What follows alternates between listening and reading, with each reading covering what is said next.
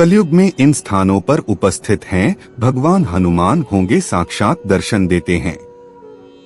शास्त्रों और वेदों में भगवान हनुमान को कलयुग का देवता बताया गया है। कहा जाता है कि जो भक्त सच्ची श्रद्धा से हनुमान जी की पूजा करेगा उसे भगवान जरूर दर्शन देंगे, इसलिए इन्हें कलयुग का जीवित या जागृत देवता कहा गया है।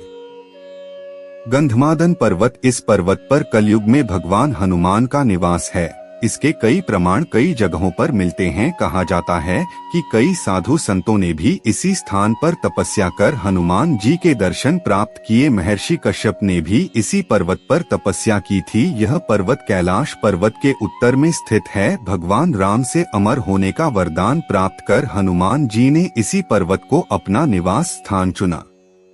किष्किंधा अंजनी पर्वत, इस पर्वत का उल्लेख रामायण में मिलता है। कर्नाटक के कोप्पल और बेल्लारी जिले के पास किष्किंधा क्षेत्र में इसी पर्वत पर माता अंजनी ने तपस्या की थी। भगवान राम और हनुमान जी की मुलाकात भी इसी पर्वत पर हुई थी। कहा जाता है कि कलयुग में भी इस पर्वत पर हनुमान जी निवास करते हैं।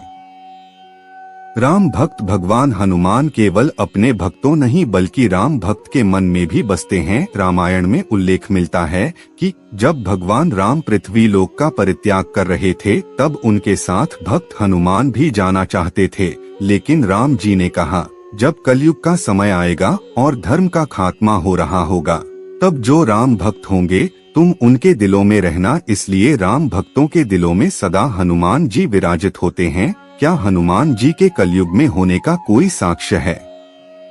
7 चिरंजीवियों के बारे में बहुत सारी जानकारी गूगल से मिलती है। इन 7 चिरंजीवियों में एक हनुमान भी है। हनुमान जी रामायण काल के चरित्र है और इनके महाभारत काल में होने का प्रमाण व्यास जी रचित महाभारत में भी उपलब्ध है। अर्जुन के रथ की पताका पर हनुमान जी बैठे थे और भीम ने देवलोक से जब ब्रह्मकमल पुष्प लाने के लिए गए थे अर्जुन के स्वागत हेतु द्रौपदी के कहने पर, तब भीम से भी इनकी मुलाकात हुई थी और भीम को ज्ञान दिया था।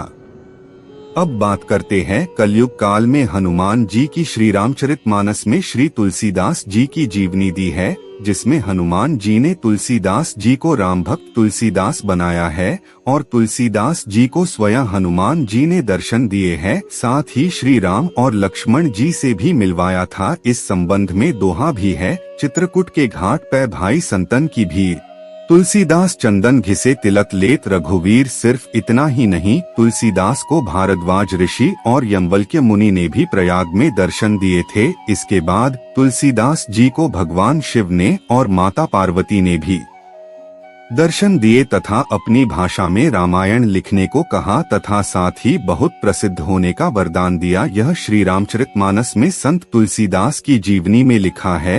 यह किताब धर्म ग्रंथ राजा अकबर के समय लिखी गई थी। आज से लगभग 500 साल पहले पता ही है कि संत तुलसीदास जी लगभग 126 वर्ष जिंदे रहे। बाबर के अयोध्या मंदिर विध्वंस के समय बाल्यकाल में थे, लगभग 15 या 16 साल के। फिर हुमायूं, अकबर और जहांगीर के समय तक जिंदे रहे और अपनी कृतियों में अयोध्या मंदिर के तोड़े जाने के बारे में भी लिखा है। रामायण पाठ शास्त्रों में कहा गया है कि जहाँ भी रामायण का पाठ होगा वहाँ किसी न किसी रूप में भगवान हनुमान जरूर उपस्थित रहेंगे। इसलिए कई बार ऐसा देखा जाता है कि जहाँ रामायण का पाठ होता है वहाँ वानर आ जाते हैं।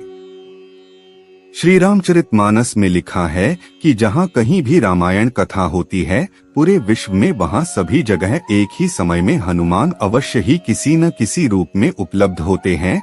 श्री हनुमान स्तवन हनुमान चालीसा में लिखा है कि यत्र यत्र रघुनाथ कीर्तनम तत्र तत्र कृतमास्तिकंजलम वाष्पवरी परिपूर्ण लोचना मारुति नमत राक्षसाकांतकम।